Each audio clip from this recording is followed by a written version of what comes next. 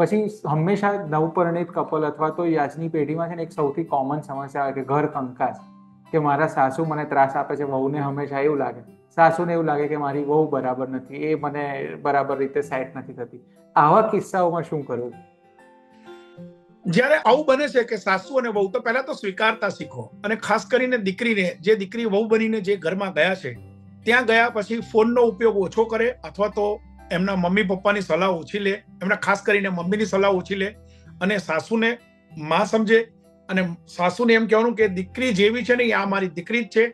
અને એની સાથે સાથે જો તમારા ઘરમાં જે પૂજા છે, એ પૂજાની અંદર બહુ જ બધા ભગવાનો હોય, એ પૂજાની અંદર અગરબત્તીની અને ધૂપની જે રખ્યા હોય, આ બધી વસ્તુઓ છે. જો તમારી પૂજા સાફ નહીં થતી હોય, પૂજા સારી રીતે નહીં થતી હોય, તો પણ આ સમસ્યા હશે. એટલે સૌથી પહેલી વાત એ છે કે તમારા ઘરમાં માતાજીના કબાટમાં કે ભગવાનના કબાટમાં બહુ બધા ભગવાન મૂક્યા હોય તો એને ઓછા કરી નાખો, અને મંદિર સ્વચ્છ કરી નાખશો તો પણ આ સમસ્યા દૂર થશે અને થશે. જય